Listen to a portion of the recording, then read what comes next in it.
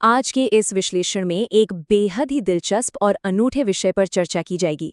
ये किसी बड़ी हॉलीवुड फिल्म की पटकथा नहीं है, बल्कि 2026 के एक एआई जनरेटेड कार्टून का बड़ा ही छोटा सा संवाद है। द पोटैटो एंड ओकरा स्टोरी, यानी आलू और भिंडी की कहानी। बिल्कुल सही सुना गया है। दो सब्जियों के बीच का एक गहरा मनोवैज्ञानिक और जज्बाती ड्रामा। इस पूरे विश्लेषण का मकसद इस बात की गहराई में जाना है कि कैसे डिजिटल युग की इस कहानी में जज्बात पलक झपकते ही पूरी तरह बदल जाते हैं। इस छोटी सी कहानी के अंदर जो एक तेज और जबरदस्त जज्बाती उतार चढ़ाव छुपा है, उसको बारीकियों से समझना अपने आप में एक अद्भुत अनुभव है। तो बिना वक्त गवाए सीधे इस कहानी के मूल संवाद की तरफ चलते हैं और देखते हैं कि वहां आखिर क्या घटित हुआ। बहुत मजा आ रहा है तुम्हारे साथ। सही बात कही तुमने। चली जाओ, मैं जा रही हूँ। मैं बहुत उदास हूँ। अब क्या करूँ, बहुत दर्द हो रहा है। खैर, बस इतनी ही है ये कहानी। एक ही झटके में ये संवाद खुशी की चोटी से शुरू होकर सीधा गहरे दुख और अकेलेपन की खाई में धकेल देता है। यहाँ सबसे हैरान करने वाली बात इसकी संक्षिप्तता, यानी इसका छोटापन है। इस कहानी में कोई पिछली कड़ी नहीं जुड़ी है, ना ही कोई लंबा चौड़ा परिचय है। सीधा एक जज्बाती टकराव जो अचानक से ध्यान अपनी तरफ खींच लेता है। अगर जज्बातों के गिरने के इस पूरे सफर के समय को देखा जाए तो डिजिटल युग की तेज तर्रार कहानी कहने की कला बिल्कुल साफ हो जाती है। पहले ही सेकंड में एक गहरा जुड़ाव महसूस होता है। दोनों किरदार एक साथ हैं और बेहद खुश हैं, लेकिन सिर्फ चौथे सेकंड तक आते आते अचानक एक अस्वीकृति यानी रिजेक्शन का सामना होता है, और उसके बाद 8वें सेकंड तक स्थिति पूरी तरह से निराशा में डूब जाती है। खुशी के बिल्कुल चरम से लेकर निराशा के सबसे गहरे गड्ढे तक गिरने का ये सफ़र सिर्फ कुछ ही सेकंड्स का है। ये बिल्कुल स्पष्ट करता है कि कैसे बिना किसी लंबे स्पष्टीकरण के भावनाओं को इतनी तेजी से एक दिशा से बिल्कुल उलट दिशा में मोड़ा जा सकता है। तो आइए सबसे पहले इस कहानी के पहले भाग को देखते हैं, जो पूरी तरह से खुशी और आपसी सहमति पर आधारित है।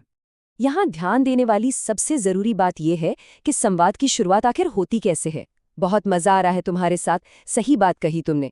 ये वो शुरुआती जुड़ाव है। ये तुरंत एक ऐसी सच्चाई सामने लाता है जहां दोनों किरदार खुश हैं और एक दूसरे की बातों से पूरी तरह सहमत हैं। ये संवाद सिर्फ ये नहीं बता रहा कि वो खुश हैं, बल्कि एक दूसरे को सही भी ठहरा रहे हैं। ये एक बेहद मजबूत, लेकिन जैसा कि आगे पता चलेगा, एक बेहद नाजुक बंधन बनाता है। इस एक पल में कोई तनाव नहीं है, बस शुद्ध और खालिस आनंद है। ये वाकई दिलचस्प है कि इतनी तेजी से खूबसूरत रिश्ता कैसे बन जाता है। लेकिन फिर अचानक आता है कहानी का दूसरा हिस्सा, अचानक होने वाला अलगाव। अलगाव की इस तीव्र प्रक्रिया को दो साफ कदमों में समझा जा सकता है। पहला कदम है जाने का आदेश, चली जाओ। अब सोचिए, बिना किसी चेतावनी, बिना किसी कारण या बहस के अचानक दिया गया एक बेहद कठोर आदेश। और दूसरा कदम जाने की घोषणा, मैं जा रही हूं। यहां ध्यान देने वाली बात यह है कि कोई बहस नहीं हुई, कोई सवाल नहीं पूछा गया कि क्यों जाऊं, बस एक तुरंत और सीधे आदेश का पालन। ये अचानक हुआ अलगाव एक जबरदस्त झटके की तरह काम करता है और इस पूरी स्थिति की कठोरता को बिल्कुल शीशे की तरह साफ कर देता है। और फिर हम पहुंचते हैं तीसरे और आखिरी भाग पर, उदासी और न खत्म होने वाला दर्द। अगर इसको ध्यान से देखा जाए तो शुरुआत होती है बहुत मजा आ रहा है से, और अंत होता है बहुत दर्द हो रहा है पर। ये एक पूरा 180 डिग्री का बदलाव है। एक ही कहानी के अंदर पूरी तरह रोशनी से लेकर बिल्कुल घने अंधेरे के बीच का सीधा अंतर। ये सच में अचंभित करता है कि कैसे कुछ ही शब्दों के अंदर स्थिति परम आनंद से निकलकर ऐसी जगह पहुंच जाती है जहां सिर्फ कष्ट ही कष्ट है। ये बहुत ही सीधा और खराब भरा पैटर्न है। इस आखिरी निराशा के दौर की अगर गहराई में जाएं तो 3 मुख्य भावनाएं उभरकर सामने आती हैं। पहली है बेहद गहरा दुख, मैं बहुत उदास हूं। किरदार यहां पूरी तरह से टूट चुका है। दूसरी चीज है दिशाहीनता, अब क्या करूं, क्योंकि सब कुछ इतनी जल्दी और अचानक हुआ, किरदार को बिल्कुल समझ नहीं आ रहा कि आगे क्या किया जाए। और तीसरी सबसे बड़ी भावना, तीव्र दर्द, बहुत दर्द हो रहा है। यहाँ किरदार अपने कष्ट को बिल्कुल खुले तौर पर व्यक्त कर रहा है। घटनाओं की ये अंधाधुंध रफ्तार अपने पीछे बस एक ऐसा खालीपन छोड़ जाती है जो पूरी तरह दर्द से भरा हुआ है। अब यहाँ एक बेहद ही चौंकाने वाला तथ्य सामने आता है।